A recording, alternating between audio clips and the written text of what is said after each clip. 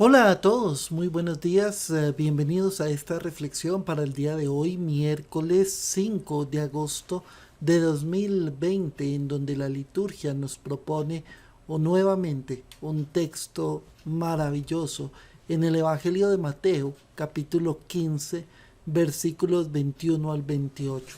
Pero hay algo que quiero señalar antes de iniciar, y es que en la primera lectura del gran profeta Jeremías, en el capítulo 31. Ustedes saben que Jeremías a mí me encanta. Y en ese texto hay una enseñanza fundamental, una frase fundamental en donde se señala la infinita misericordia de Dios y se muestra cómo ama a su pueblo, cómo nos ama con un amor eterno, con un amor eterno. Y ese es el fundamento de toda su misericordia y de toda su acción y por ende también de nuestra esperanza. Muy bien, entonces vamos a iniciar esta reflexión del Evangelio del día de hoy. En aquel tiempo Jesús se retiró a la región de Tiro y Sidón. Entonces una mujer cananea, saliendo de uno de aquellos lugares, se puso a gritarle: Ten compasión de mí, Señor, hijo de David, mi hija tiene un demonio muy malo. Él no le respondió nada. Entonces los discípulos se le acercaron a decirle: Atiéndela, que viene detrás gritando. Él les contestó: Solo he sido enviado a las ovejas descarriadas de Israel. Ella se acercó y se postró ante él diciendo: Señor, ayúdame. Él le contestó: No está bien tomar el pan de los hijos y echárselo a los perritos. Pero ella repuso: Tienes razón, Señor, pero también los perritos se comen las migajas que caen de la mesa de los amos. Jesús le respondió: Mujer, qué grande es tu fe, que se cumpla lo que deseas. En aquel momento quedó curada su hija. Bien, entonces, hermanos, vamos a iniciar con algunas cosas interesantes de este texto.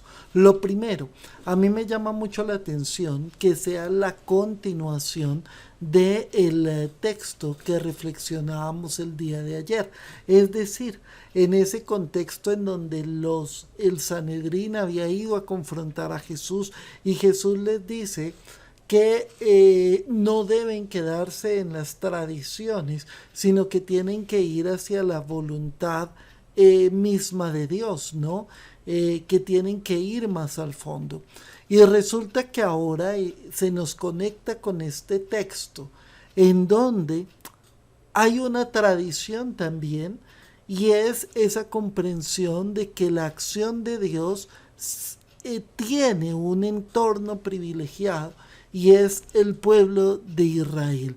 Y este texto va a generar una ruptura importantísima, importantísima, teológicamente hablando, ¿no? Y en el Evangelio de Mateo esto es muy significativo. ¿Por qué razón? Porque no se les olvide que el Evangelio de Mateo está escrito por un escriba fariseo y se dirige a fariseos formados que han abrazado el cristianismo, pero que de alguna manera siguen anclados un poco en esa mentalidad judía, ¿no? Y en esa mentalidad judaizante, en donde para que puedan acceder al cristianismo pareciese que tienen que abrazar primero todas las costumbres y las tradiciones judías por el hecho de ser el pueblo escogido por Dios.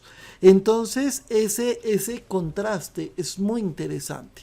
Ahora, en el Evangelio de Mateo se nos dice que Jesús se retiró a la región de Tiro y Sidón. Viene de un episodio muy fuerte de confrontación con los escribas que estaban buscando cómo hacerlo caer. Y en ese contexto entonces Jesús se retira a descansar, pero se va a una región que es gentil. Mm, Uno podría decir vaya a descansar, y es cierto, pero el Evangelio de Mateo mismo nos señala cómo la fama de Jesús se había extendido más allá de los límites del mismo pueblo. Y se dice que su fama había llegado también a esos territorios de Siria, ¿cierto? Y entonces allí es donde aparece. En el texto de Mateo se nos habla de una mujer cananea, muy seguramente haciendo referencia a ese origen casi fenicio de la mujer, si nos vamos, digamos, a un carácter de dónde viene, ¿no? El Evangelio de Marcos precisa, ¿sí?, que es una mujer griega de origen sirofenicia. Entonces nos da más datos este Evangelio de Marcos que el mismo de Mateo, en eso es un poco más preciso.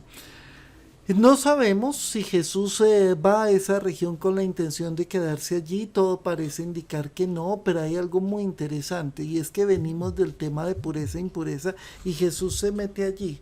Y entonces uno podría decir, bueno, se metió intencionalmente, todo parece indicar que sí, se está metiendo a una región impura, se está metiendo a una región pagana y acabamos de venir de esa confrontación frente al tema de la pureza. En ese contexto entonces ocurre algo y es que la mujer empieza a gritarle a Jesús. Y se echa a los pies, de hecho Marcos lo resalta un poco más, pero se echa a los pies de Jesús, que ustedes saben que es un signo completamente de reverencia y casi de reconocimiento de un señorío y de un poder extraordinario. Pero además de eso se refiere a Jesús utilizando una fórmula mesiánica que no debería estar en boca de una mujer que no pertenece a la tradición judía. Y ahí encontramos un contraste. Mientras los judíos rechazan a Jesús y están buscando cómo hacerlo caer, una mujer extranjera reconoce en ese Jesús una figura mesiánica. Pero hay algo extraño, ¿no? Y es que el Mesías era ese pastor que debía venir, ¿cierto?, como nuevo David y como nuevo Moisés, a guiar al pueblo, ¿sí?, a orientar al pueblo y a constituir nuevamente al pueblo desde la tradición propiamente de Israel. Y resulta que esta mujer que es extranjera le está dando ese título. Obviamente estamos hablando de el alcance de la acción misma de Dios y del alcance mismo de la salvación y del alcance mismo del mesianismo. Y entonces esta mujer se hace meter en el grupo, no pertenece al pueblo, pero se hace meter a las malas dentro de ese grupo que también necesita de esa orientación de ese hijo de David. Jesús no responde nada, parece indiferente ante la situación y los discípulos, molestos por los gritos de la señora, les pide que le preste atención rápidamente para quitársela de encima, o incluso en otras traducciones aparece que la despida.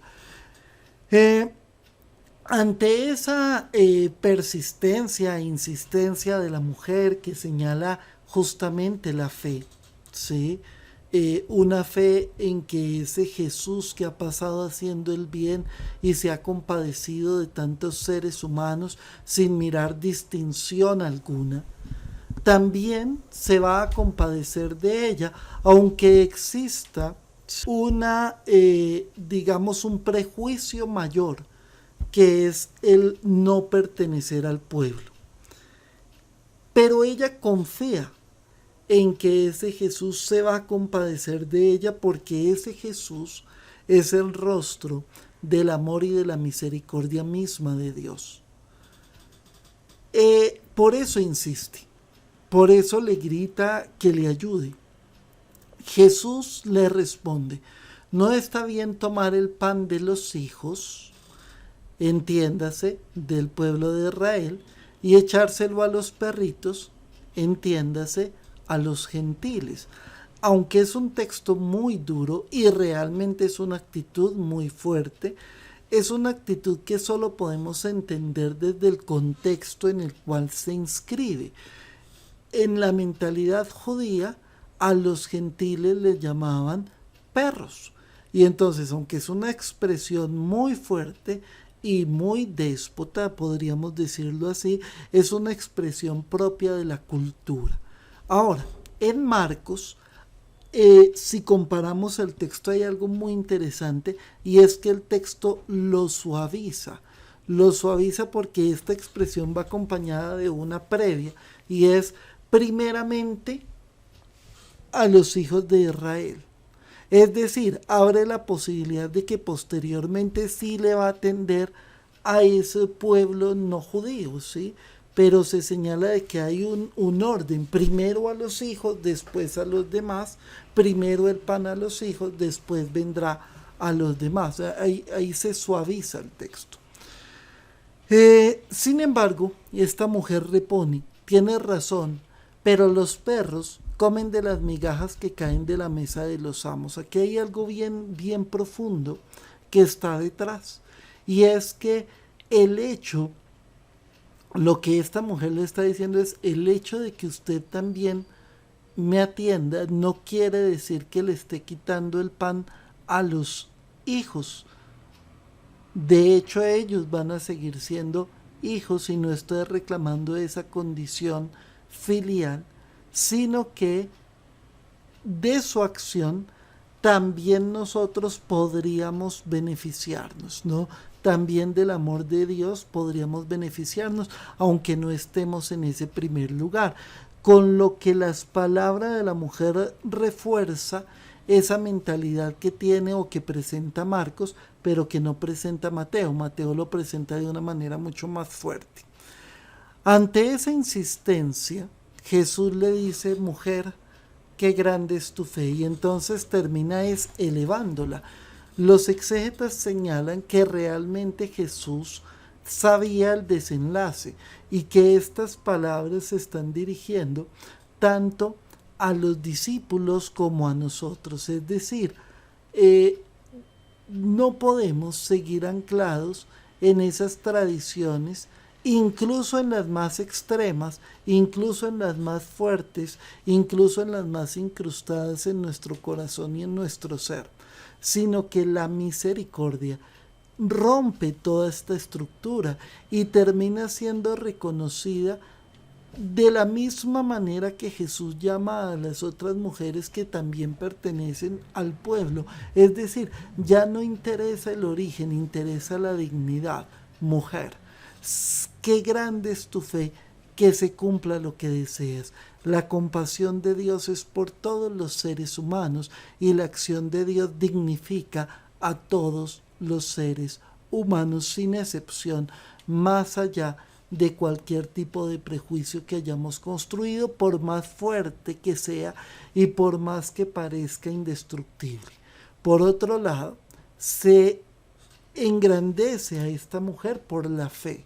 Esta fe que se convierte en una certeza en que va a recibir de Dios aquello que necesita, en orden, ¿sí?, a la dignificación misma de la persona y en orden, digamos, al bienestar mismo de la persona. Y desde ese punto de vista, recuerden, en los sinópticos, la fe genera la acción de Dios. Esa fe como esa certeza y esa confianza es la que genera la acción. Y desde ese punto de vista, esta fe tan grande que rompe todas las barreras reclama por ende esa respuesta propia de Dios. Este texto entonces de una manera rápida nos deja tres enseñanzas, considero yo, fundamentales. La primera enseñanza es que nosotros no podemos tampoco seguir anclados a algunas tradiciones que nos llevan a unos prejuicios, sino que tenemos que comprender que el amor y la misericordia de Dios son universales y que son para todos los seres humanos sin excepción, porque con amor eterno nos ha amado y por ello nos ha creado y por ello siempre podemos contar con su misericordia. Segundo, tenemos que entender la importancia profunda de no obstaculizar esa acción misericordiosa. Y tenemos que entender que nadie puede ser excluido de ese amor y de esa misericordia. Y por último, tenemos que recordar la importancia de la fe, y es tener esa certeza y esa confianza en ese Dios que nos ama, en ese Dios que siempre está buscando nuestro bienestar y que siempre está buscando lo mejor para nosotros. Podemos confiar en que Él siempre nos ama, podemos confiar en que Él siempre se compadece, podemos confiar en que Él siempre nos va a dar lo mejor de su amor. Muchas gracias, que Dios les bendiga.